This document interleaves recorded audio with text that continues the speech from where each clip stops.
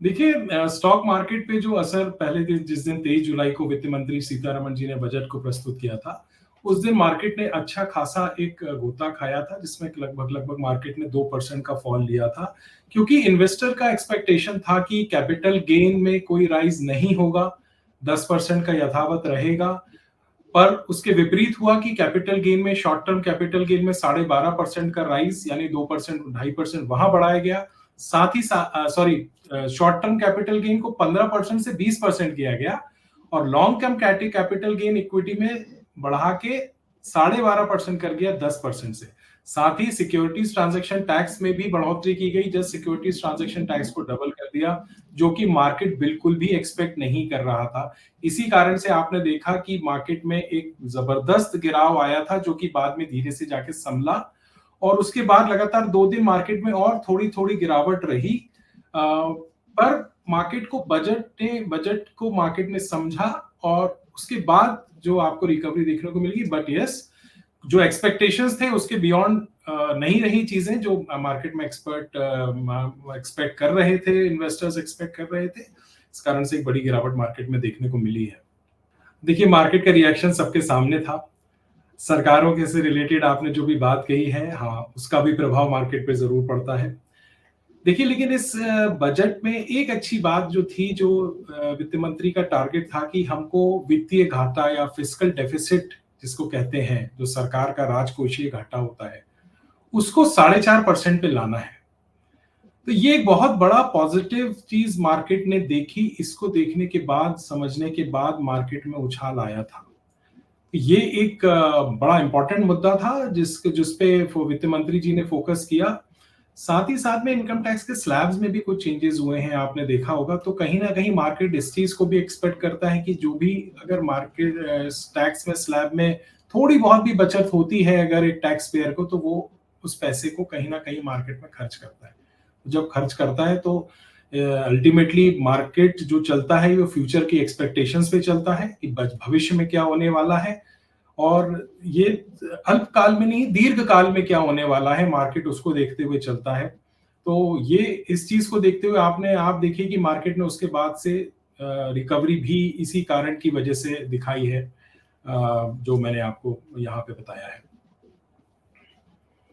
कि हम एक तरफ अपनी सैलरी पे भी टैक्स दे रहे हैं, फिर हम मार्केट में जब कुछ परचेज करने जाते हैं तो उस पे भी हम जीएसटी देते हैं।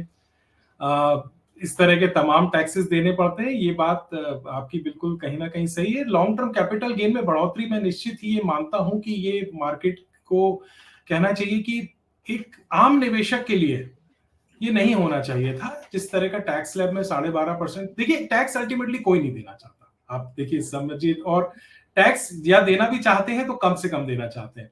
एक तो स्टॉक मार्केट में या म्यूचुअल फंड में या जब इन्वेस्टर्स एंट्री लेते हैं तो एक तो वो रिस्क उठा रहे हैं अपने पैसे पे, और रिस्क उठाने के बाद उस पैसे पे अगर उनको टैक्स में भी बढ़ोतरी कर दी जाए तो ये कहीं ना कहीं इन्वेस्टर इसको नेगेटिव सेंटीमेंट के तौर पे लेते हैं और उसका इफेक्ट आपको देखने को भी मिलता है। बट यस, जैसा कि वित्त मंत्री जी का टारगेट है और कोई भी सरकार हो उनका यही टारगेट होता है, किसी भी सरकार का टारगेट होता है कि मुझे वित्तीय घाटा कम से कम रखना है, मुझे कम से कम कर्ज लेना पड़े सरकारी खर्चों को, चाहे वो सब्सिडीज हो, चाहे वो पेंशन्स हो, चाहे वो सैलरीज हो, उसको मैनेज करने के लिए कम से कम कर्ज लेना पड़े।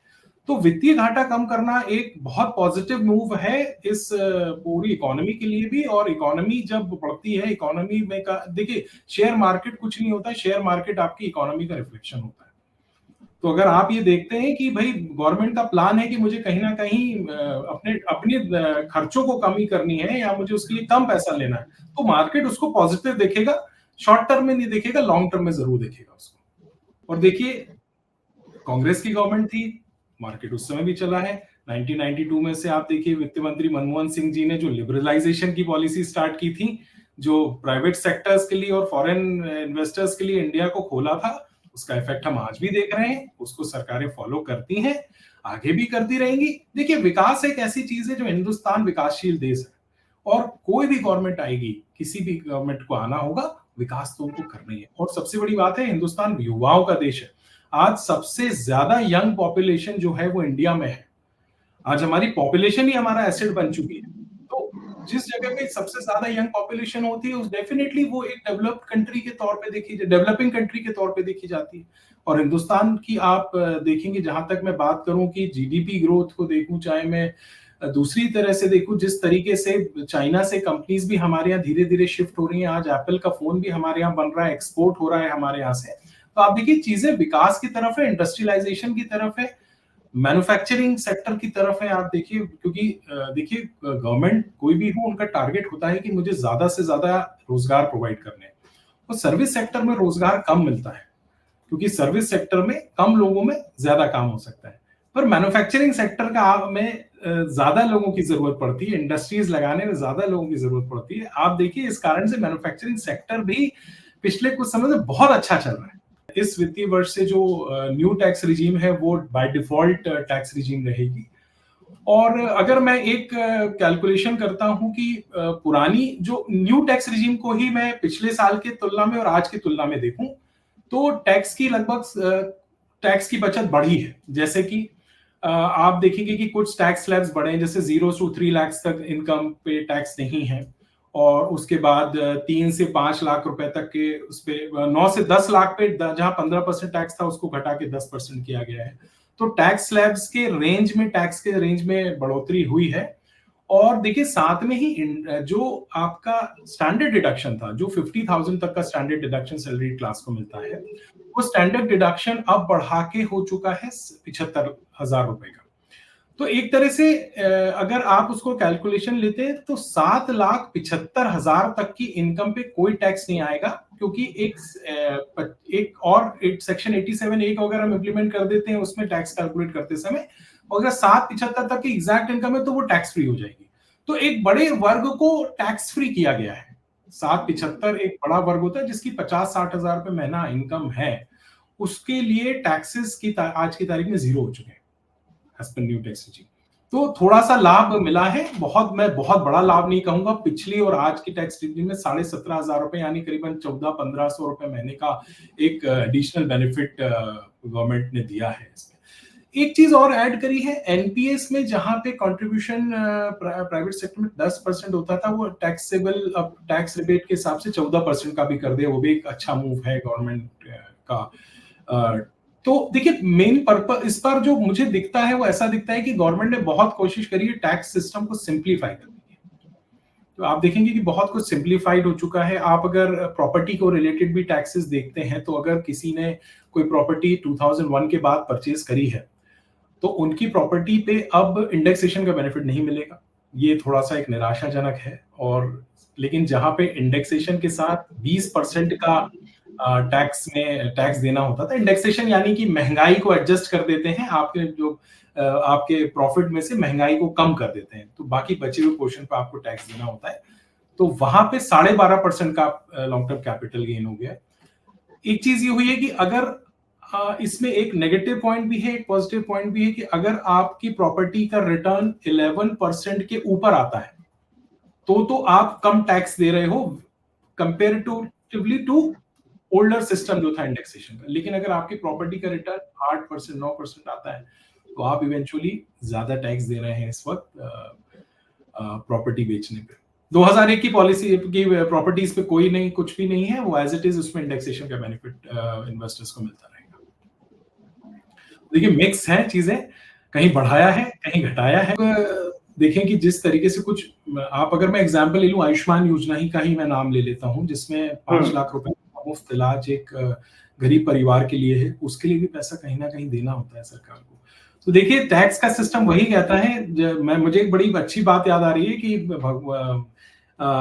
रामायण में यही बात है कि भाई पानी का डिस्ट्रीब्यूशन कैसा होना चाहिए। तो बोले कि पानी वहां से उठाओ जहां पे खूब पानी हो, और वहां गिरा दो बरसात करके जहां पे पानी नहीं हो, जहां कम पानी हो। तो टैक्स भी ऐसे ही कुछ काम करता है कि जहां टैक्स देने की क्षमता है, जिस वर्ग के पास क्षमता है टैक्स देने की, उस वर्ग से आप टैक्स लीजिए। और इत्तेफाक की बात है, सबसे बड़ा वर्ग वो मिडिल क्लास ही है। उस वर्ग से आप टैक्स लीजिए और उस वर्ग को दीजिए जिस वर्ग के पास उन सर्विसेज को अफोर्ड करने के लिए पैसा नहीं है। हालांकि वो वर्ग भी आज कहीं ना कहीं डायरेक्ट या इनडायरेक्ट तौर पे टैक्सेस देता है, चाहे वो जीएसटी के फॉर्म में क्यों।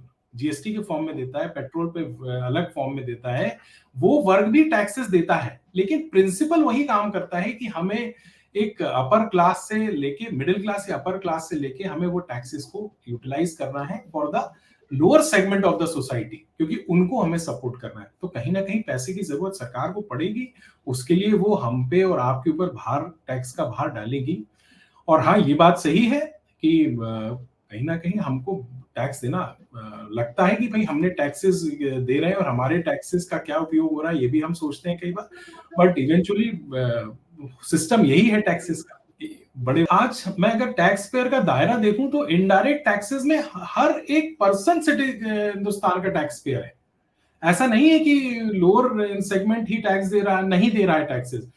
हर एक सेगमेंट कहीं ना कहीं टैक्सेस को दे रहा है, चाहे वो एक छोटी बाइक खरीदने जाते हैं, चाहे वो शैम्पू का एक पाउच खरीदने जाते हैं, मगर किसी ना किसी फॉर्म में वो इंडियन इकोनॉमी में टैक्सेस के फॉर्म में कंट्रीब्यूशन कर ही रहे हैं। हाँ, इनडायरेक्ट टैक्सेस जो है, डायरेक्ट टैक्सेस जो है, सॉरी, जैसे इनकम टैक्स हुआ, इस टैक्स के दायरे को सरकार ने इनकम के स्लैब्स को बढ़ा दिया है। आप देखिए, जैसे अभी हम बात कर रहे थे 7,75,000 रुपए तक की इनकम पे कोई टैक्स नहीं है, तो इससे ये हुआ है कि सरप्लस इनकम दी जाए एक मध्यम वर्ग को, जिसको 7,75,000 तक की इनकम एक मध्यम वर्ग में आ जाती है, उनको आप रिलैक्सेशन दीजिए और हायर इनकम को चार्ज। अब आप देखिएगा जो इनकम टैक्स के स्लैब्स हैं, higher age group, higher tax slabs पे जो है वो 44% तक के स्लैब्स हैं। मतलब हिंदुस्तान में 0% से लेके 44% तक का टैक्स है। तो हायर